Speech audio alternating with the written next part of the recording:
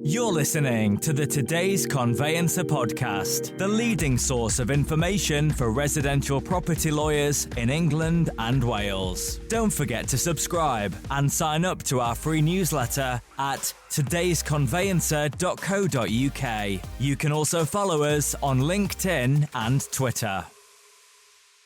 Hello, welcome along to the latest Today's Conveyancer podcast.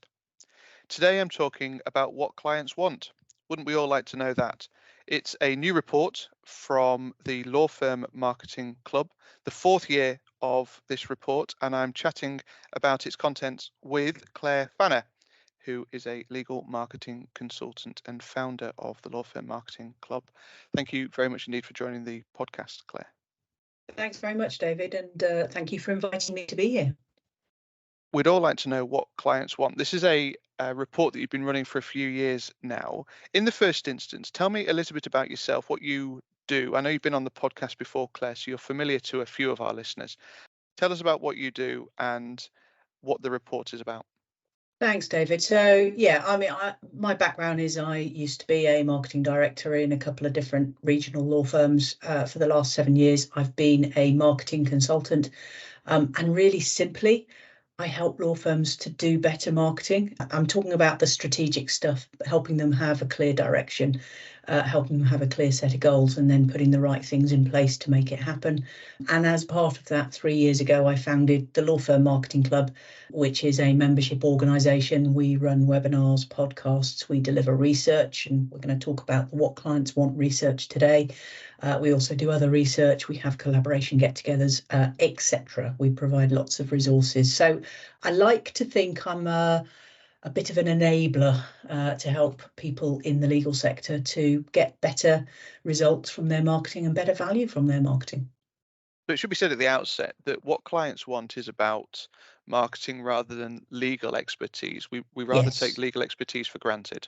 Yeah. The focus of this is let's listen to the client's voice. Let's understand how they're choosing their law firms, what they're expecting from their law firms, what their experiences are when they're dealing with law firms. And let's ask a bunch of questions around that and share the results. And we take it a little bit further. We share the data, we share the results, we compare it year on year, but we also give an opinion on what it all means, which I think is really valuable, because sometimes you get thrown data and you look at it and you think, that's great, what the hell do I do with that? Marketing isn't something that law firms are traditionally strong at, although I think the last time we were chatting, you were indicating that there's definitely some progress there. Oh, without a doubt. Look, historically, it wasn't a strength, but to be fair, law firms haven't been able to market themselves for that long in the big scheme of things. So, we've got to be fair about this. But the role of the marketer in a law firm has definitely gained momentum and status in recent years. In particular, I think the pandemic has highlighted the importance of having a very clear strategic approach to how you show up, where you show up, how you engage with clients, and how you empower and bring all your lawyers along in that journey, because it's not just the marketer's job to market the firm. So I think that's changed. And in fact, speaking to marketers in recent weeks, the roles they've now got in their firms are definitely more important, more strategic, and they're being listened to more. So it's definitely changed, David. So tell us about what clients want 2023, the fourth year of the report. In the first instance, tell us about the practicalities of how you're collating this information. I know you're going to share some stats and some insight, but where do you start with this report? Okay, so we've done it for 4 years, as you said. It's an online piece of research. We buy our responses, so it's an online survey. We always make sure we get at least 600 responses each year. This year it's 668 to be precise. And it's respondees from across the UK. We're very careful about trying to have a balance of the demographics so that we can understand the different perspectives of different client types. So, for example, we make sure we've got a similar mix of ages, similar mix of, or balanced mix of ages, balanced mix of male, female. We also specifically look for people that have used a law firm in the last year, have used a law firm more than 12 months ago and more than 5 years ago. But we also want people who've never used a law firm, because some of our questions are around how do you choose your law firm? Where do you look? What are you expecting to find and see? And we also then want to know what different client types have got to say. So by that I mean personal matters versus business clients versus a mix of both. And the data we've got, clearly the headlines jump off the page, but we can drill down into all those different demographics and understand how a business client views something compared to an individual client, how a person who's over 60 years old looks at something compared to somebody who's under 30 years old. And I think that's where the data really comes to the fore. The headlines themselves are really important, but the nuances, when we dig a little deeper and look at the context of things, becomes ever so important. We often talk about legal services, particularly personal legal services, being distress purchases. Is that something that comes out of the research? It does. So in the past, we've asked about the emotions that clients have when they are engaging a law firm, and it's a question we ask every other year. We didn't ask it this year because we asked it last year, but it absolutely comes to the fore. And distress is one word. It can also be excitement and happiness. Look at buying a house. That's the classic example of, it's super exciting, but it's also super stressful in a nutshell. And those are two strong emotions. And clearly, if those are the strong emotions that somebody's coming to a law firm with when they're engaging them, then it's really important that law firms understand that and understand how that makes them feel. So whilst we don't have that data this year, we've got that from previous years to understand the different way clients feel. We've probably beat around the bush enough now in terms of the context of the report. Claire, tell us about the findings. What are the key things that have come out of the report in 2023? And then we can drill into those in a little bit of detail as well. Okay, so I'm going to try not to throw too many numbers at you, David, because there are an awful lot of them in the report. And by the way, any of your listeners are welcome to grab themselves a copy of the summary report. They can do that via our website. But the questions we asked are around the experience of using law firms, onboarding experience, which was a new question we asked this year, how they choose a law firm and what's important to them, including their approach to sustainability. We asked about first impressions. We asked about value, experience, and how law firms did, and fundamentally what they expect from a law firm. So lots and lots of questions. Some of them we've asked for a number of years, so 4 years, so we can compare those results. Some are new questions. And one of the new questions, which we added at the request of our law firm marketing club members, was to inquire of people if they've used a law firm more often than once, whether they've used the same law firm. And interestingly on that one, so 47% of our respondents had only instructed a law firm once. So that means 53% more than once.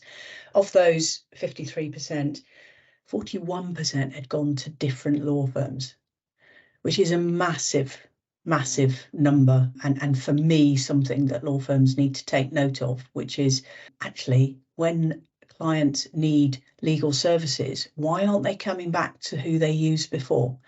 And it breaks down to 5 key areas: change of location, recommendations, the ineffectiveness of the first law firm, sale of the first law firm, and different needs. Now, for me, actually, none of those are really great reasons for a law firm, because you can overcome pretty well any of those. Sale of first law firm, well, surely that became part of another law firm. And if we're keeping in touch with clients, they should still know where we are. Different needs, well, most law firms offer a variety of legal services. Are they telling clients? Change of location, increasingly law firms work across different regions. Recommendations, well, if you're doing the job right, then you're going to keep being recommended. And ineffectiveness, well, there's no excuse for that. So it's an interesting one. And first time we've asked that question, we'll be keeping an eye on that in future years.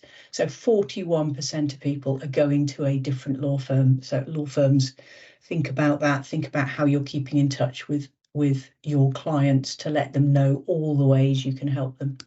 Wow. The other one And I'm going to rattle through a couple here for you quickly, David. Interrupt me at any point if you want to dig deeper or whatever. So first impressions is a question we've asked a few times, and it fundamentally is, tell us what your first impression was. Was it brilliant or good, or was it awful, and anything in between? And this year, 53% of law firms are making a brilliant or good first impression, which is slightly up on last year, but it's still only 53%. So, almost half of clients are not getting a good first impression. When you drill into that, and in particular, you've got this proliferation of technology that's now enabling a better onboarding experience. Is that something that you're able to drill into? Yeah, it is. It is. So generally speaking, the kind of met in person phone call, walked into an office, the in-person experience was better. And we have drilled down into this in the report in detail. If I give you some figures to give you an indication of the differences by our different age ranges, it's starting to allude to another area. So generally speaking, we're starting to see the beginnings of very different expectations by our under 30s and our over 60s. So our future clients versus our today clients, if you like. And if I look at website forms, 64% of our under 30s said, actually, I got a brilliant or good first impression if I submitted a web form. And that compares to 33% of our over 60s, which is an enormous gap. And the digital channels, if I look at website chat, if I look at messaging via social media channels, you've got similar numbers. 59% of under 30s said they got a brilliant or good first impression if they contacted the firm using social media channels. 12% of over 60s. So there's some massive differences. And some of this is just what we're growing up with. The older generation are less tech savvy, younger generation more so. I've got some numbers I can share with you later about how the first point of contact from an under 30-year-old is less likely to be on the phone than for an over 60-year-old. And law firms are basically geared up for how we've always done business in the past. So we're pretty good generally now at doing the when you walk into my office, when you phone me. Still areas for improvement, as this data is showing you, but we're not necessarily gearing up for those other points of entry, which are increasingly important. So somebody sending a web form, somebody using online chat on a website, somebody even emailing rather than phoning, and using social media. So it's the beginnings of one of the big findings, David, which is we're calling it the generation gap.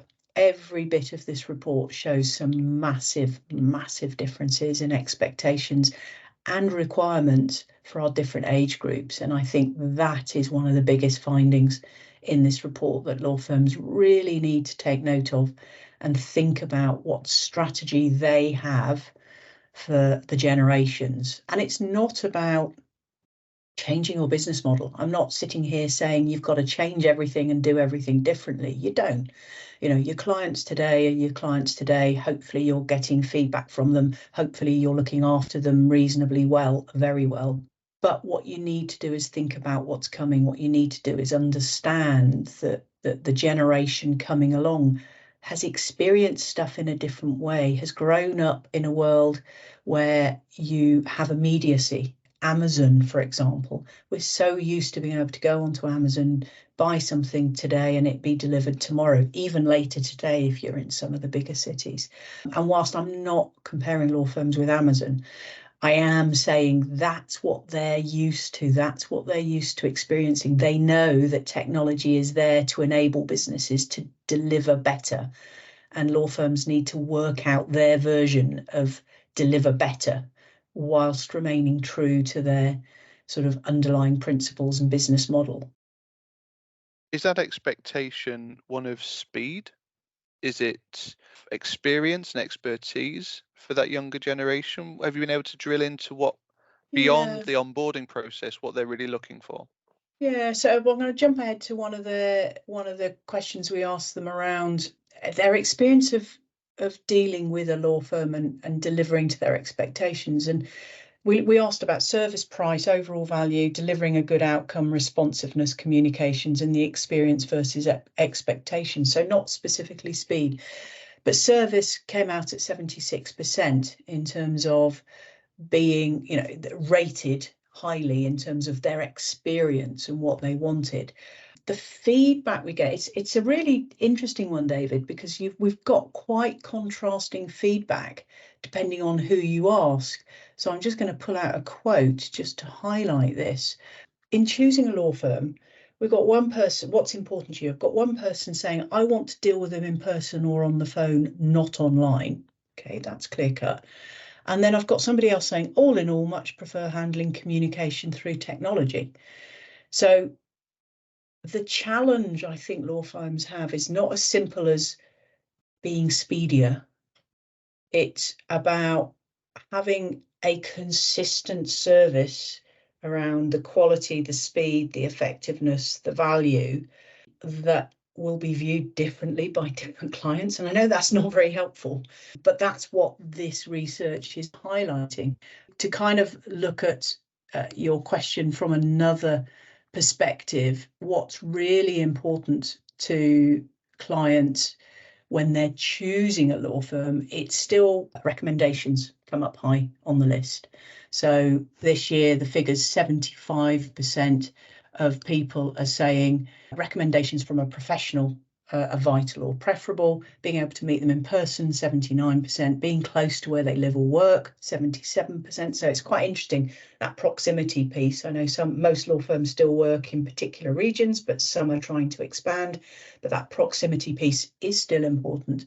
Recommendations from family or friends, 72%. And funnily enough, down at the bottom, being active on social media, if I look at the headline figure, then only 38% of all our respondees are saying that's vital or important. But if I look at that by age groups, 66% of our under 30s are saying being active on social media is really important in how they choose their law firm, compared to 18% of our over 60s. Long-winded answer. I'm not sure I did actually answer your question, David, but I think what the data's telling us is that there's lots of different factors in here. And for me, one of the big conclusions is set out your stall, be very clear about what you are, what you offer, how you offer it, what they should expect from you, and you'll attract the sort of clients that is relevant and appealing to. But don't try and be all things to all men, because the requirements that people have are very different. 24/7 access. So we specifically asked a question about access to people at weekends and in the evening, and how often they wanted updates on matters. So ability to speak to someone 24/7, 64% of people said that was vital or preferable, which is a massive number. Yeah. At least weekly updates about my matter, 83%, same day response, 85%. So speed's absolutely important in what people want. Access to my lawyer in the evening and at weekends, an interesting one, 53%. So, there's some interesting data here. And in the report, we compare that data over the 4 years, because there's definitely some shifts. And it's the access to my lawyer in the evening at weekends. In 2020, the first year we asked it, 35% said that was important. It's now 53%. So it's a bit of it kind of throws you kind of go, oh my word. And again, this isn't about saying lawyers, you need to be available 24/7. It's about finding a way to be accessible to clients 24/7, which, there's technology and there's outsourced providers that can help firms with this. The point is, make sure you're able to be there when the client needs you. Well, you've taken the words right out of my mouth, which is there a preference for how that communication is delivered back? So is it an app, or is it an email, or is it a phone call, or is it a meeting in the office? It's a mixture of things. They definitely want to have direct dealings with lawyers and direct contact details of lawyers and support staff. So they're expecting that. They're wanting regular updates. Online accounts, 79% of people said that would be vital or preferable, so clearly important. Meetings at a place of their choice, as opposed to necessarily having to go to the lawyer's office, 67%. Online chat is growing in importance. So lots of indicators there in terms of what's important and how clients want to deal with their lawyers. But again, and I'm not going to go into all of this, but I've already made the point a little bit, there are massive differences if I give you those numbers by different age groups and by different client types. I urge people to grab a copy of the data because, listening in this podcast, they're probably already overwhelmed by some of the numbers I've thrown at them. You possibly are, David, and I make no apologies, because that's the downside of data, is you have a lot of it. But the upside is when you can spend time to actually sit and read it and consider what it means, it quite quickly becomes apparent where you need to focus your attention. I want to ask you about whether we take some of this with a pinch of salt, because we're asking clients what they want against what's reasonable, in inverted commas. Yeah. I also want to ask about investment and the fact that this is all going to cost, and therefore we need to think about pricing quite carefully. Firms are pretty good these days at asking clients how they did. So post-matter feedback and assessment, and are getting better at then not just asking, but taking it on board and doing something with it. What we try to do with this research is ask the question before that, which is, when you're choosing a law firm, what's important to you and how do you go about it? Having chosen a law firm and dealing with them, how are they doing and where could it be improved? And what are you expecting? So I think what this research does is it enables law firms to understand what's important to clients, what matters to them, and to then apply that to their business model. So it goes back to what I said earlier. This data is not about saying you need to change everything you do. It's about looking at it, understanding it, and saying, how does that fit in our business model? What do we need to think about? What do we need to do differently? For example, you've got many firms that are very well established in their communities. Most of their work comes from referrals, recommendations, repeat clients, and they don't need to work too hard about generating new clients. So do they need to focus on the bit that says, the under 30s are using Google to find their new law firm? Maybe not right now, but they need to be mindful of it, because at some point those under 30s are going to be the clients they want to have. So it's about being aware and starting to think about, what do we do about that piece of information? But that law firm I've just described absolutely needs to look at what's important from clients when they're dealing with a law firm, how they want to be communicated with. Again, our over 60s, they're quite happy getting a phone call or a letter or even an email. Whereas our under 30s are saying, I don't want you phoning me. I don't want you necessarily sending me letters in the post. In fact, I think that's wasteful and expensive, and surely you're charging me too much to do that. They want to be communicated in different ways. So it's certainly not about saying to law firms, change everything. It's about saying to law firms, be aware and start planning and work it into your business plan. I think one of the interesting things that comes out of the research for me is this change in attitude towards ethics, sustainability, not legal ethics, but actually the ethics of a business and the payback that business perhaps has in the local community. Yeah. Can you drill into that a touch? Yeah. So we asked very specifically, in choosing a law firm, how important is a firm's approach to sustainability? And it's the second year that we've asked the question. And 39% of our respondents said it was either very important or important to them in choosing a law firm. And that's slightly up from last year. It was 37% last year. So not a big change, but a slight change. So at a simple level, you could kind of go, okay, well, it's just over a third of people are saying that really, really matters. Is it something we need to worry about too much? And I need to drill a bit deeper to sort of explain why it really matters. And I'm going to use two examples here. So business clients compared to individual clients. 55% of our business client respondees said it's very important or important. And we know that increasingly businesses have a procurement process that requires them to tick certain boxes, make sure certain things are in place. It's due diligence, if you like. And sustainability and having an ethical approach to how you conduct your business is part of that in many cases. So 55% today of businesses say that's very important. And then if I look at my age differences, so my under 30s, 55% of them are saying that's an important factor that will help me choose which law firm I engage, compared to only 29% of our 60 plus year olds. So the data doesn't lie. It's a growing area of importance to people who want to do the right thing or be seen to be doing the right thing.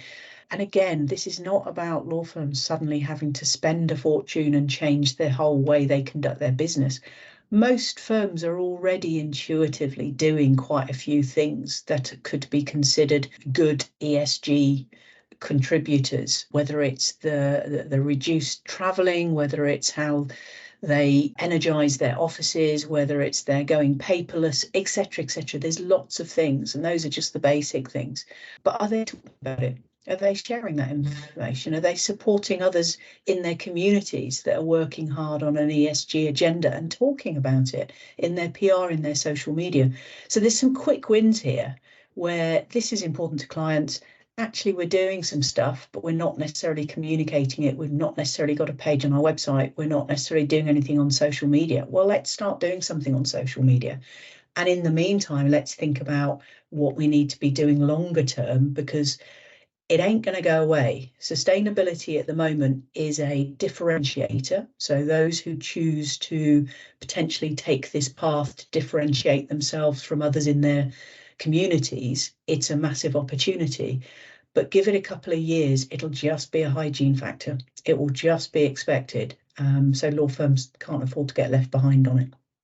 We're fast moving towards the end of the time that we have for the podcast, and it's very clear that we're not going to cover everything that this report has got to offer. So I'm not being paid to say this, but I would urge people to have a read of it.